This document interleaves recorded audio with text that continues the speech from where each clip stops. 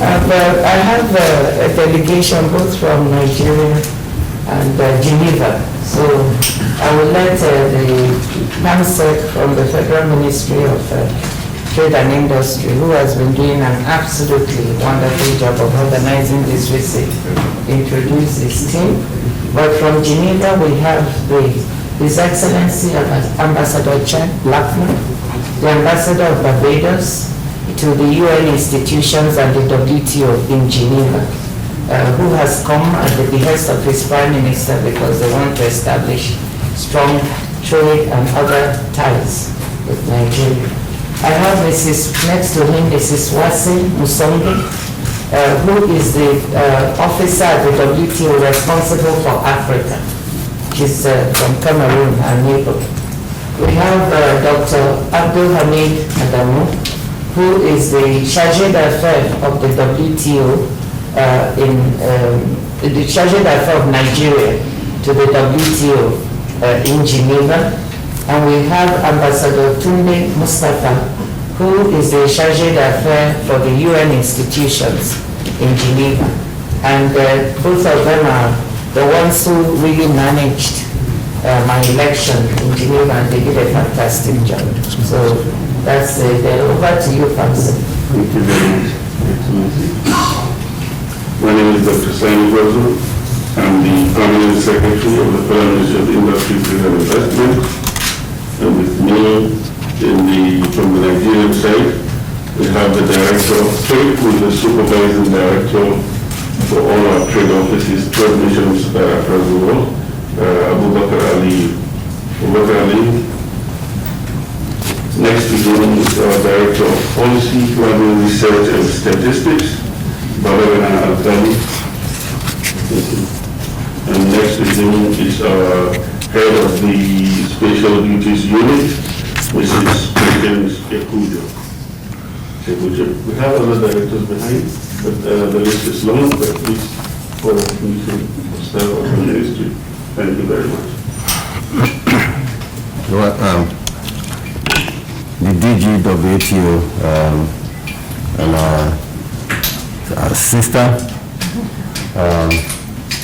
Dr. Ngozi Konjo-Iweala, other distinguished members of her delegation from WTO, our friends and colleagues from Ministry of Industry, Trade and Investment, ladies and gentlemen, good morning. And I welcome all of you to the Central Bank of Nigeria this morning, but I think it's fit that I should also introduce members of our team here. On my immediate left is our Deputy Governor in charge of Financial System Stability, Mrs. Aisha Ahmad. On her left is Mr. Shulubi, who is the Deputy Governor in charge of Operations. And next, after him, is Mr. Edward Lantek Adamu, our Deputy Governor of Corporate Services.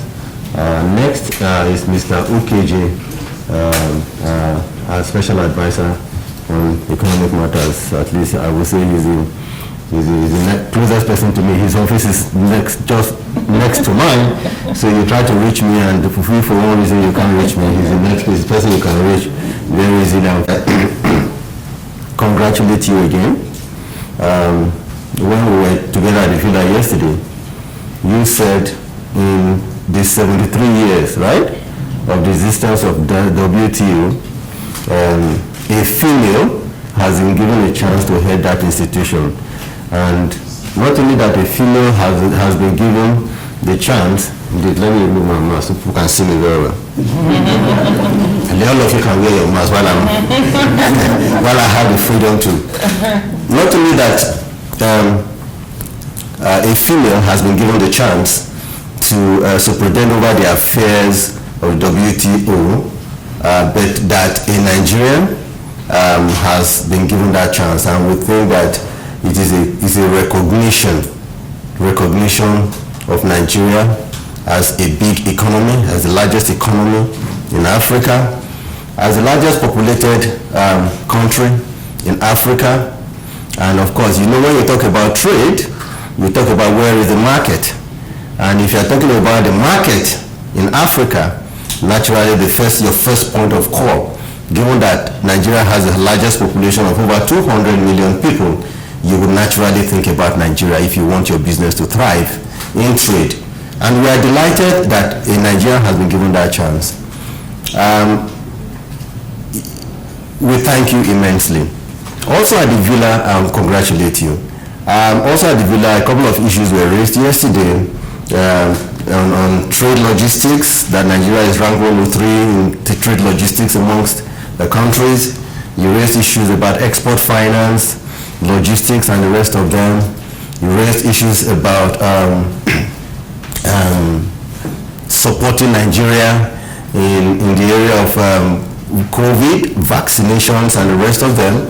And I am trying to say that we deeply appreciate the fact that you have raised these issues, and we know, being one of us, that you will take these issues very seriously to support Nigeria. Nigeria is a country that needs help, and I dare say help from WTO, and we would work with you. We do know, one way or the other, people may have seen or said a few things about the way we've conducted our trade, but I think it's important for me to say that some of those things have been done to also help. I know people don't like to use the word protect our own industries, but we're trying to say that we need to give a chance to our own local industries to grow. We need to give a chance for our local industries to create jobs and employment. The unemployment rate in Nigeria, and I dare say, is very high. Our youthful population of people of the age of about 18 to about 40 is almost close to about 60% of our population. You can use that to your advantage. You could also use that to your detriment. The fact that we need to create jobs for this set of people, we need to create an enabling environment for this set of people to live a gainful life, means that we have a responsibility to do so. And in doing so, we would need the support of institutions like yourself to work with us. We may have faltered in a few areas. I'm not going to deny that. We will be willing to engage with you in areas where we have concerns. And if those concerns are addressed, I want to assure you, Madam DG, that we will work with you. Nigeria is open to business to any part of the world, and we would like to work with you. You talked about vaccines, for instance. COVID-19 opened a lot of people's eyes as to what is happening, how those who may have left their markets, right, dependent on others, how they have suffered. We know that with COVID, those who were supposed to be exporting even food and drugs to other needy areas, they held back their food, they held back their drugs. And I must say that Nigeria, being a very big market, being a big country, Nigeria, with the way God has endowed it with human and material resources, I think Nigeria should be able to do something to shield its own people and ensure that we provide for our people what they need, so that we are not so heavily dependent on others. So you will see in the course of this, the Central Bank of Nigeria, and supported also by supporting the fiscal, we've done a couple of things that you may have read: providing stimulus, providing intervention, restructuring loans, reducing interest rates on loans to borrowers who have been adversely impacted. Through the co-chairmanship of myself and Aliko Dangote, we even formed the coalition against COVID for the private sector, and close to almost about 40 billion naira was raised. And in fact, this is the highest I've ever seen a private sector, a group of private sector institutions in any part of the world raise to support the efforts of government to combat the pandemic and the rest of them. We built isolation centers all over the country, including Abuja. We provided stimulus by way of palliatives that were also distributed to our needy people in the country. Not that there would always be some areas of stumbles, but at least we did this to support the government. The Central Bank of Nigeria also came up and said, listen, because of this health pandemic, that we'll provide intervention funds through our banks to support people who want to expand their manufacturing plants. Nigeria, we used to see the likes of GSK, Bicham, all of them. Nigerian German Chemicals are very prominent pharmaceutical companies in Nigeria. But for one reason or the other, these factories closed because of certain inefficiencies in our system. We are determined to make sure that those inefficiencies are resolved. We are trying as much as possible, working in government to ensure that the needed infrastructure that they are put in place. We are working through our ease of doing business committee to ensure that we make life easy for people who want to do business in Nigeria. And you, being the DG of WTO, we would need your help. Nigeria needs to be given a chance to reset and diversify its economy. You are our sister, you are our mother, we need your support. We would engage with you, whether virtually or physically. You want us to come in any part of the world, we will hold your dress, I hold you and come with you to ensure that you help us to carry our story to the world so they understand that Nigeria needs help and that Nigeria is ready to work, but that we need help and we'll work with you. In the area of even vaccines, only last week, we even had to commission, we set up a body of experts to look at researches that are being conducted by some Nigerians and all that. And I'm happy, you are a medical doctor.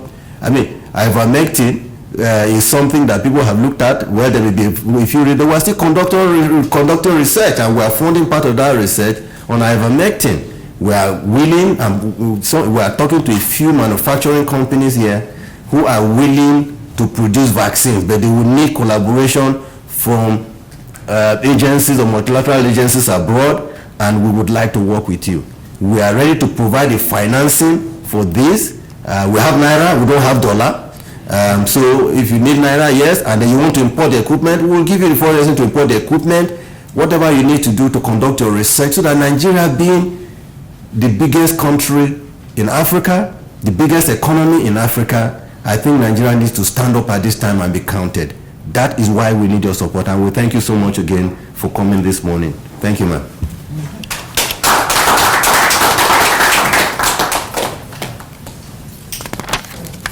There.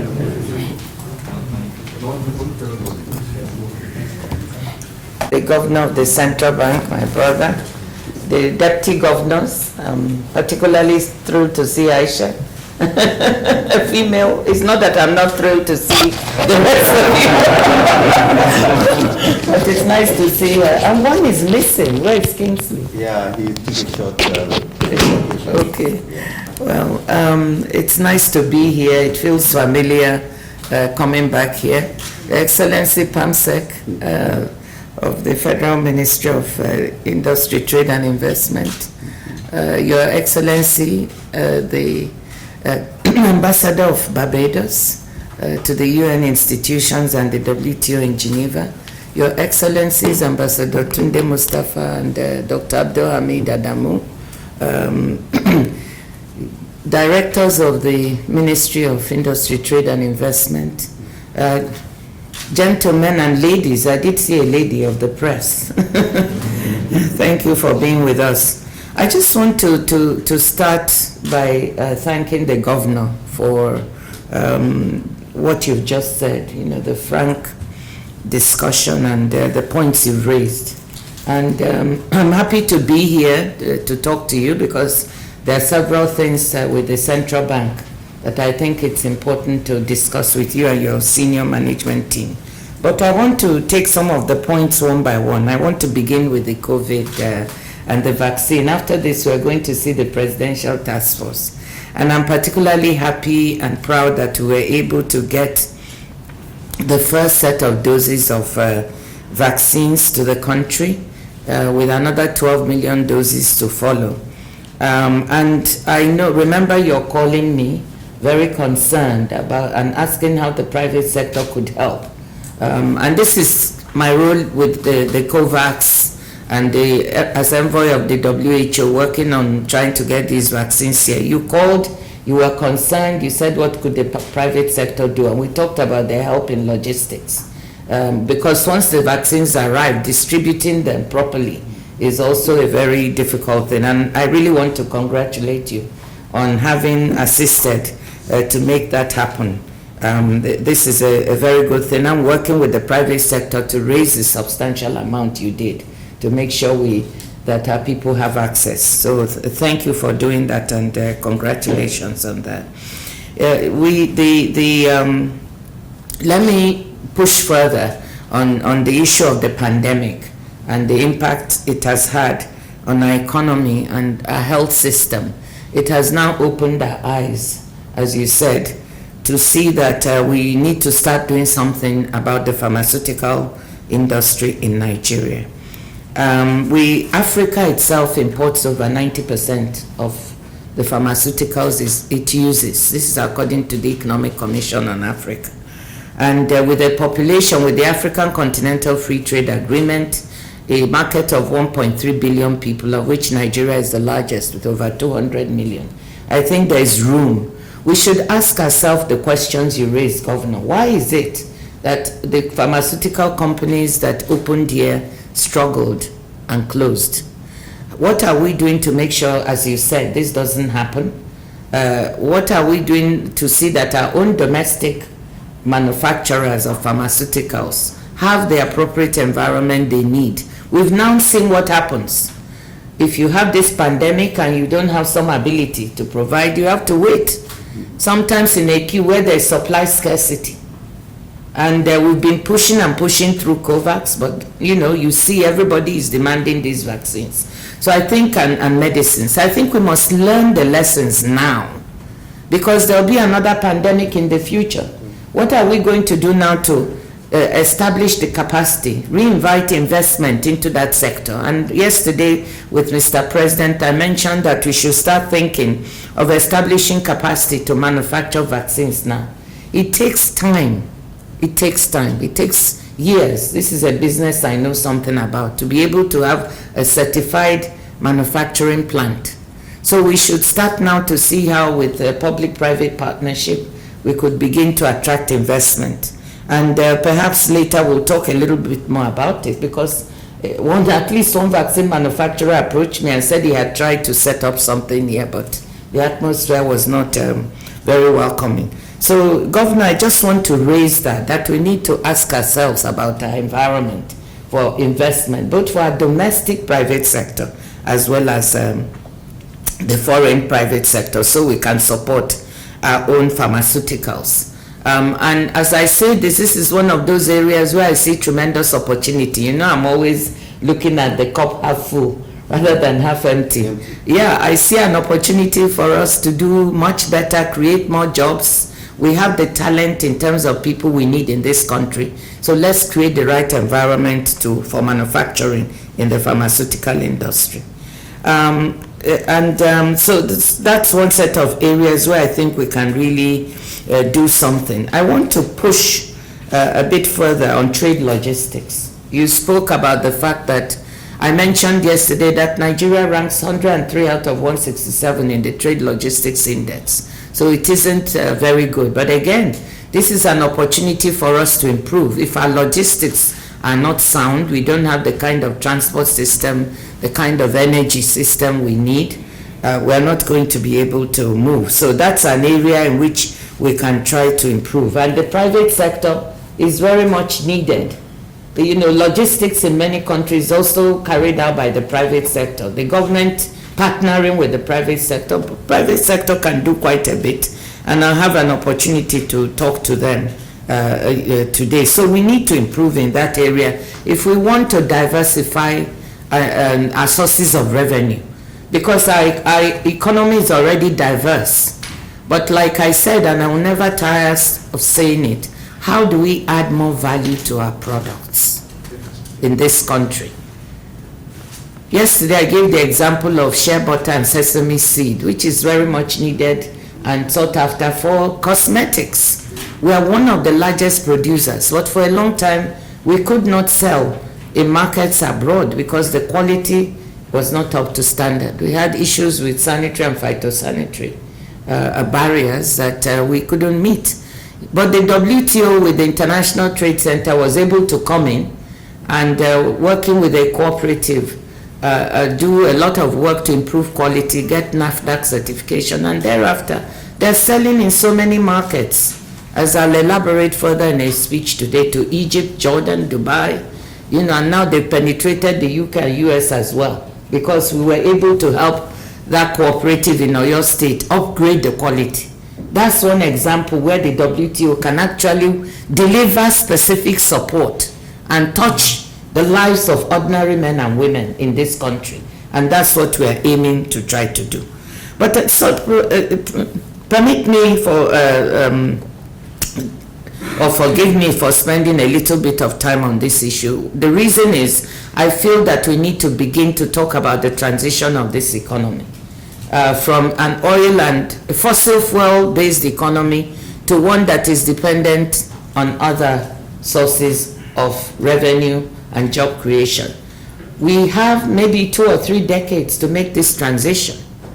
And the reason is that the world is moving extremely fast away from the use of fossil fuels. Some countries have said that by 2025, they will no longer have cars based on petroleum. In their country, it will all be electric. China is providing incentives to its young people to make sure they buy electric cars.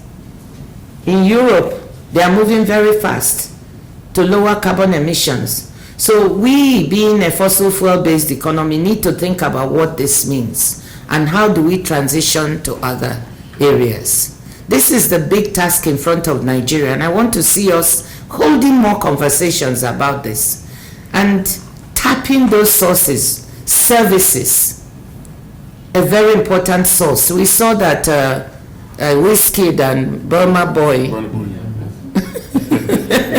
won prizes, and I want to congratulate them because they're exporting Nigeria's music and talents abroad, and people are buying this. We have music, we have art, we have movies. Everywhere I go abroad, people, the diaspora of Africans keeps talking about how Nigerian movies, they love them. So we should not neglect the creative industries because they create a lot of jobs for our young university graduates, and we must see how we can support these areas. I would later on ask Ambassador Chad Blackman to say a few words because he's the chair of the Trade and Environment Committee at the WTO to talk a little bit about what this means. So let's focus. I know, Governor, you've been working on trying to work with the Ministry of Finance and others to see how we can create jobs in other sectors of the economy. And I think we need to look at this. Export finance. I raised it with the Minister of Finance yesterday, trade finance, and perhaps if you can say a few words about where we stand with this. The WTO has been partnering with the IFC to try to provide more access to trade finance by guaranteeing letters of credit. We even have a project where the fees have been lowered for women-owned enterprises.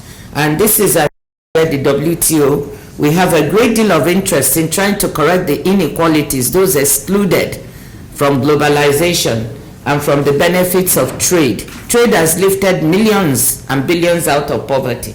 But, some people have also been left behind, even in rich countries. How does the WTO work to try and lift people up?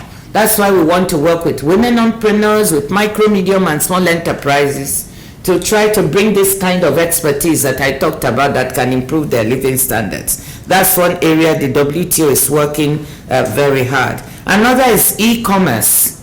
This is now, the digital economy is here to stay. And actually, our young people are doing well there. I've been giving the example of Flutterwave that was recently invested in a fintech payment platform that has been invested in and is valued at hundreds of millions of dollars now. But it's not the only one. We have other young people who are doing things in technology. And this is the kind of thing we need to support our young people to make use of the digital economy. We need to support our women to be able to trade. Some Rwandan women sold their coffee to people in China directly on the internet, and they made $4 more per ton than they would have selling through intermediaries. So we need to start thinking of how we shift a lot to the digital economy. The WTO is undergoing some negotiations now on e-commerce, plurilateral, and Nigeria is very active in being one of the supporters of that. Let me then quickly move to a little bit of a touchy area. You talked about protecting our industries, and I just want to say that WTO has what we call trade remedies, which can help us without banning things. We can be able to protect our industries against dumping and cheap exports and cheap imports and so on, if we use those remedies. I understand Nigeria is trying to establish a trade remedies authority, and I want to strongly support that, so we can use those remedies as a tool to help our industries to grow. Because some of the issues I raised yesterday, and Governor, I have to ask you to tell you not to be upset, but as DG WTO, I have to raise this about the issue of the BOP. We have a complaint against us by the EU about the use of the violation of the balance of payments agreement with respect to trying to protect the dairy industry, and they feel that this is not the right instrument. So as DG WTO, I have to make this known, but this is an issue which you have said you would like to engage on in a little more detail, so we can discuss that later and how to go about it. So in short, I want to say that I think that we have what it takes in this country, particularly in our young people, to do the necessary, which is to look forward as to how we are going to create jobs and move this economy in the direction that will support our youth in the future. There are opportunities that can be had to improve trade in services, trade in goods, so that our economy can climb out of this pandemic recession that we're in faster than would have been the case. I know it's tough now, but we can do it. And I just want to end on that note of encouragement and ask for your support in these particular areas. So thank you. If you don't mind, I want to give Ambassador Chad Blackman a couple of minutes to talk about the transition and trade and environment. Of the Central Bank, ladies and gentlemen, thank you very much for yielding the floor. Quite simply put, as the Director General would have alluded just now, and also the Governor would have mentioned in his remarks, the world is now moving away from the use of fossil fuels, and there's no secret. And this was even happening before the onset of COVID-19, and as you would have seen over the last year, the demand for such commodity has been on the decline.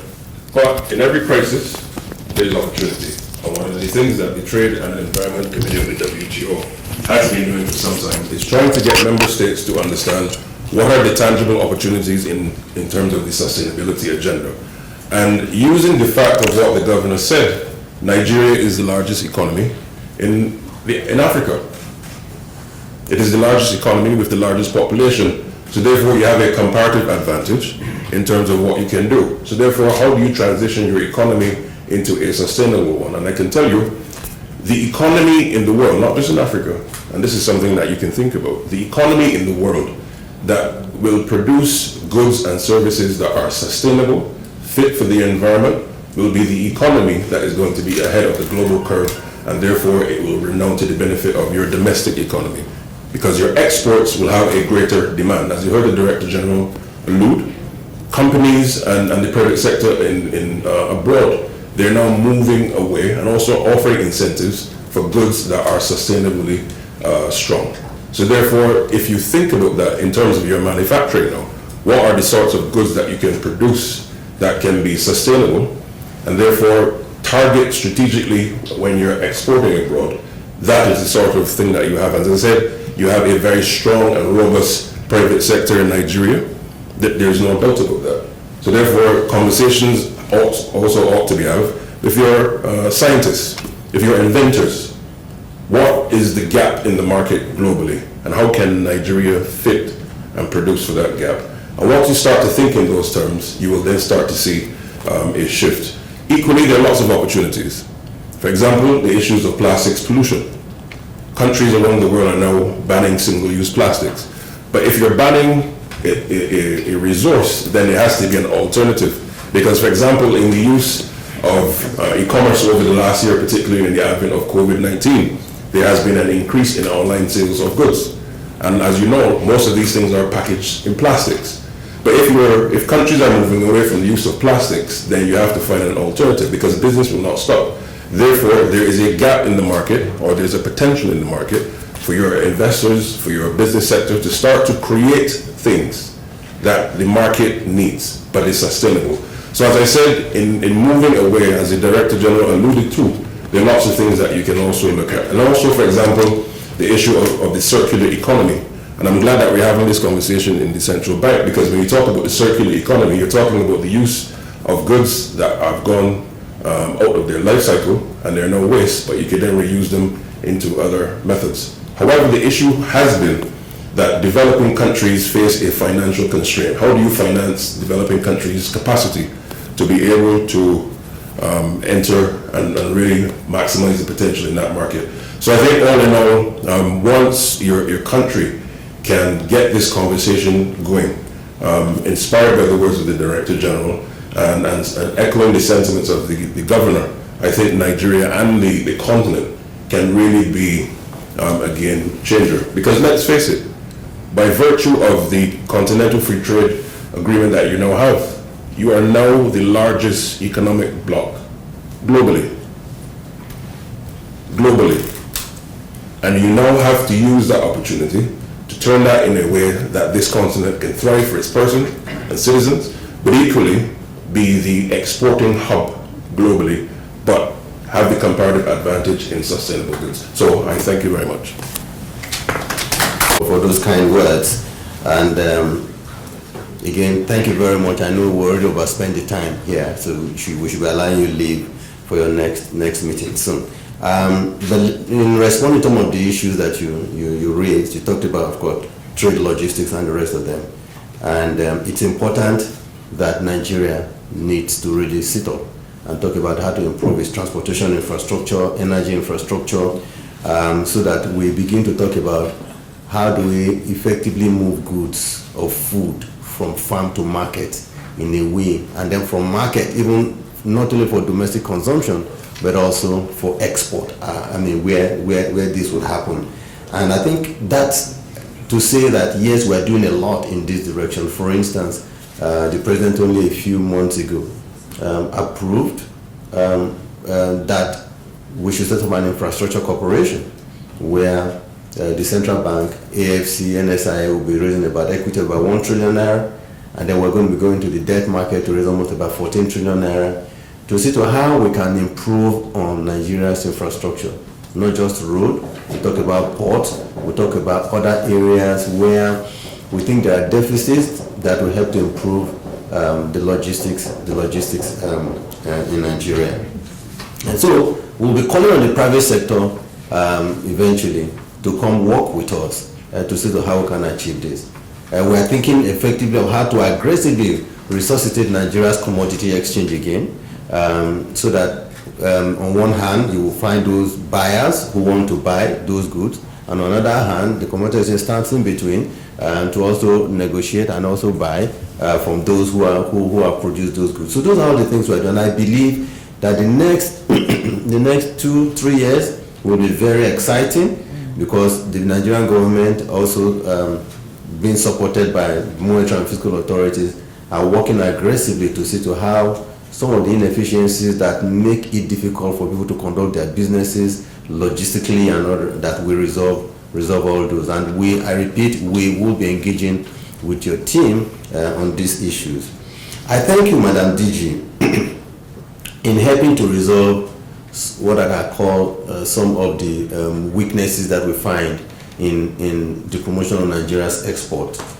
Shea butter, sesame seeds, gum arabic, and the rest of them. It might interest you, Madam DG, that Nigeria would be the largest producer of sesame seeds. Sesame seeds and even shea butter. And I know here in Niger State, shea butter seeds, right, they drop. When they mature, they drop and people throw them away. And Nigerians have been trying as much as possible to see to how can we improve standards, quality, so that we can even export them and make money. What we have seen in Nigeria before your intervention is that our own shea butter is taken from Nigeria through the borders and taken to one of the, I don't want to mention it, one of the West African countries, and they say that the ones who produce these shea butter seeds. So those are the things where we need to think of how can we open up Nigeria. We need your help in these areas. Trust me, we would not, the current administration is very, very serious about opening up Nigeria so that we can begin to talk about, moving Nigeria away from, like you use the word, fossil fuels, or moving Nigeria from an oil-dependent economy to what we can say a country that is endowed in even non-oil areas. And we have those endowments. It is just that we have to work at it, but we will need help of multilateral institutions like yourself to work with us. Luckily, you are there from Nigeria. Of course, transition of Nigeria economy from oil to non-oil, whether we like it or not, we don't have a choice. You are very correct. By, is it 2025? Even in the UK, 2027, they will stop. In fact, right now, you go into what is called congestion areas in the UK. You pay for using diesel fuel. In the next 1 or 2 years, you begin to pay for using petrol vehicles. You'll be paying extra for it. So it's going to become more expensive for you to drive those vehicles. You must move to electric run vehicles. And that is the direction we should move in. And that's why, for those of us who think oil is everything, oil is not everything. And when the time comes, we'll just be using our oil for maybe our domestic gas and the rest of them, because nobody's going to need them. Where we're going to begin to talk about it is from oil that will generate revenue to run our economy. It will become very useless. And that is why we would like to work with anybody that's interested to work with us to see to how Nigeria transitions from a fossil fuel, from an oil economy to non-oil economy. You talked about the creative industry, and again, I must join you to also congratulate Burna Boy, Whiskey, Davido. These young men are doing very, very well. I went to a barber shop, and some of my friends also went into a barber shop in London and in the US. I felt thrilled that in one of those barber shops, they were playing Whiskey, they were playing Davido music. You understand? But we want to see how these people can truly harness their potential so they can earn revenue from people playing their music in different parts of the world. We at Central Bank of Nigeria, we set up a creative industry financing initiative. So far, close to almost about 500 million has been disbursed. The president has given approval for the bankers community to renovate National Arts Theatre. By the time that renovation is completed, we are building a music hub, movie hub, fashion hub, and also IT infrastructure hub in that area. It's going to be costing a lot of money. These are some of the things that the government is doing to make Nigerian youth know that they mean a lot to us, and that we can use their creative potentials for advantage of Nigerians and not to the disadvantage of Nigerians. Okay, we're gonna go now.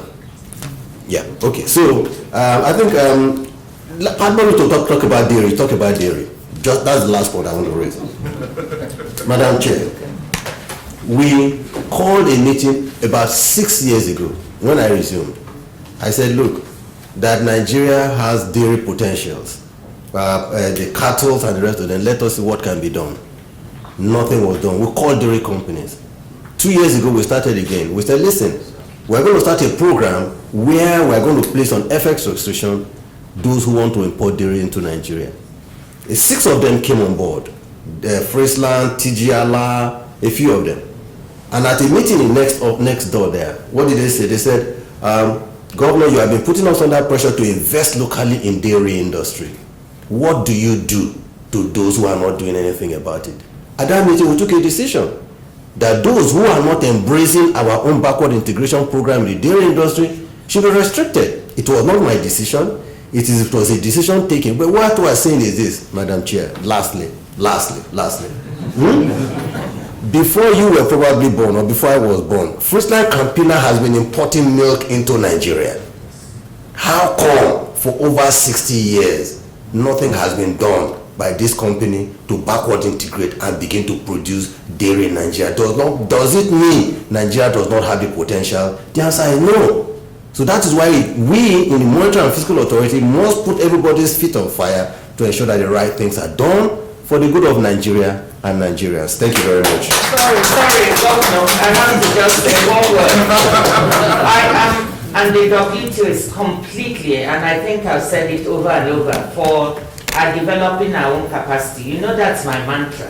We must do it to create jobs. We can't export jobs. I think, Governor, I hear you. The only place where we might have a divergence is, it's not even a divergence, it's the approach. So what I'd like to discuss with you is how do you use WTO trade remedies? And it's a very detailed discussion, so I think we should take it offside. Yes. We can use those trade remedies to help us develop our own industry and our own capacity for dairy and other products. So I'm completely with you. I think it's a question of how. So perhaps we can discuss that later. Thank you very much. Thank you, sir. Okay. We are leaving. Oh, good